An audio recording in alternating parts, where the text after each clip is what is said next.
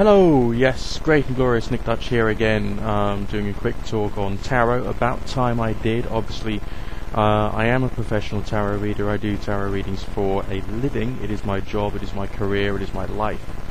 So I suppose I actually better get around to doing talks on divination, predominantly with tarot as a tool.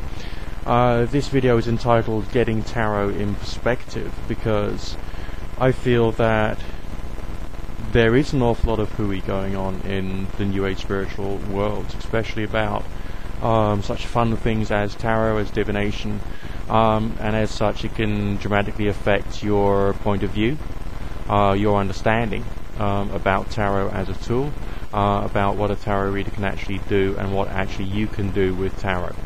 So some of this stuff needs to be cleared up, because the problem is we live in the 21st century. We got something called the spiritual marketplace, which means people are buying and selling different perspectives on the way the world works.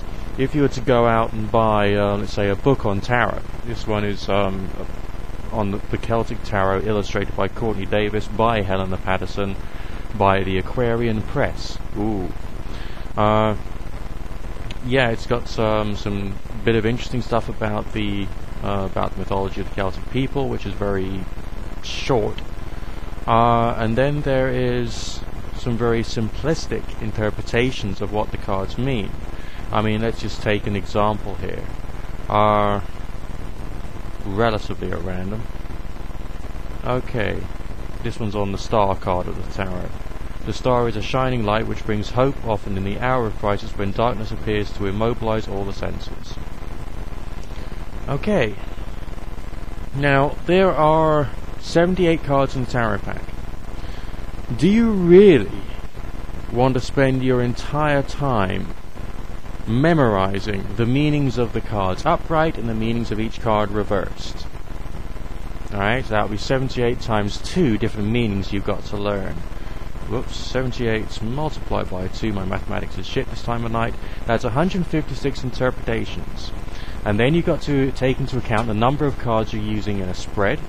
So that will be, let's say you've got a 5-card spread. So it's 156 cards.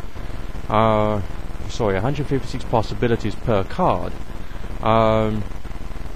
Multiplied by, well, if I multiplied that by just by 5, I'm not quite sure if that's statistically accurate. That would be 780 different interpretations, which you would have to know if you were just to take the point of view that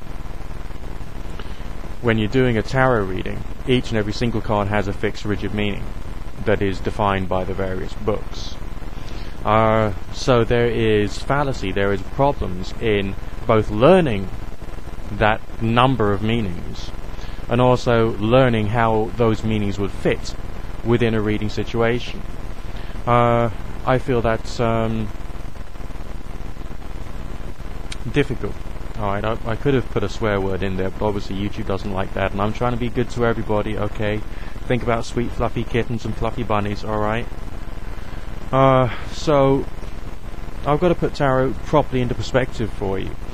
Whether tarot was originally designed for divination, whether tarot was originally designed for spiritual or religious education of different types, is a matter for conjecture. That's completely hypothetical. We do know one thing, and that is that a pack of tarot cards are cards for a game called tarot. Alright, there's different versions for, in Spain, in Eastern Europe, and all the other different European nations have their own versions. And French tarot is probably the most well-recognized version. And I may at some time give you the rules to how to play tarot as a game. But that's not what I'm doing today. So we got to see this in perspective. The cards probably did come out of Mesopotamia originally, or the first designs of tarot cards came out of Mesopotamia. And we get our modern day playing cards because the French adjusted them thanks to their, printing and artistic techniques that they use to make the 52 card pack of playing cards we have today, which is smaller, simpler, and could therefore be used for tons of different gambling games, which of course I'm sure you all know and love or hate, depending upon how much money you've won or lost on it. I'm not endorsing gambling, okay? but we've got to see that in perspective. These are pieces in a game, you know, just like chess pieces in a chess game. These are pieces in a game similar to whist or similar to bridge. But these days, the main use for tarot is for divination. So then we've got to think more about how one goes about divination with tarot. What kind of things we actually do have to learn as opposed to what we don't have to learn. And let's see if I can break into another one of my tarot packs and see if I can try and illustrate through more simplistic imagery one of the things that I mean. Alright, now your process of learning about tarot is potentially lifelong. With every single reading that I do, and I do lots of readings because it's my job, okay, different meanings come to me as to what the various cards mean. Alright, now let's take this one is a completely random example. This is the Judgment card from the Oswald Worth deck, which was popularized by the wonderful Alphonse Louis Constant, stroke Eliphas Levi. And one of the many meanings to this, there's meanings for divination, there's meanings for spiritual enlightenment, there's meanings for interpersonal change. And one of the interpersonal change meanings for this card is that of redemption. It's talking about a character coming out of, you can see that, coming out of the grave and other people envying him as they're sinking deeper into the mire. So this is speaking about personal transformation and redemption from a previously dead state, an awakening. Alright, waking up, so to speak, into a new state so that you can end up living a better life and doing better things. And like all the other cards do have, all the other major arcana cards do have different meanings. Now, the tarot deck is split up into roughly two different sections. There's the trump cards, which are called major arcana. You may prefer to call them the trump cards, because that's what they would be if you were playing the game. And they all have different meanings. There's 22 of them. Because there's 22, there have been different meanings applied to them, from like the 119th Psalm from the Book of Psalms in the Old Testament, so you can read that and apply a meaning to each of the cards as a result of the 119th Psalm.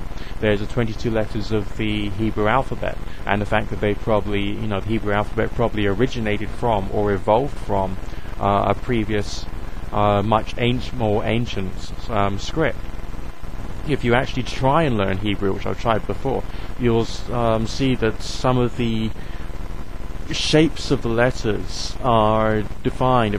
The ancient Hebrew script, some of the shapes of the letters are defined in terms of, I suppose, pictograms for the use with the ancient Hebrews, the very first tribe of Hebrew people. So the letter Aleph would be a pictogram of an ox's head in a yoke, and can therefore be interpreted as being therefore putting an awful lot of work into something, or making your first really big effort, which is another dimension.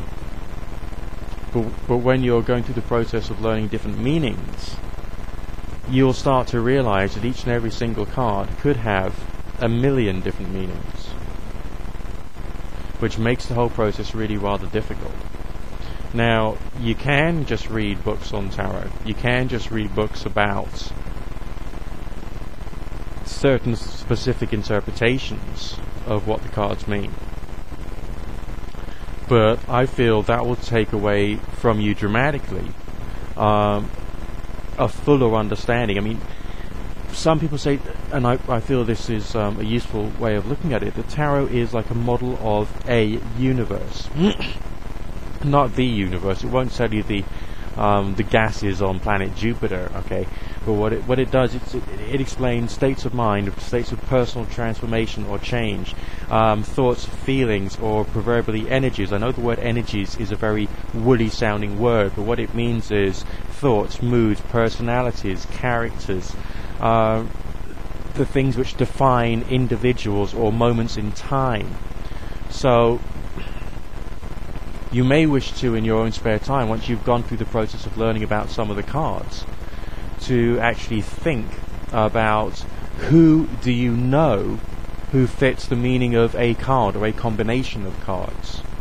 And you start to build an intuitive understanding, a creative understanding. You can also look into Freudian psychodynamic theory, and see whether there's a correlation between like the tree of life model and the model of the way the whole of the human mind works, and add that to your meaning when certain cards turn up, or when you get visualizations coming through to your mind when you're doing a reading.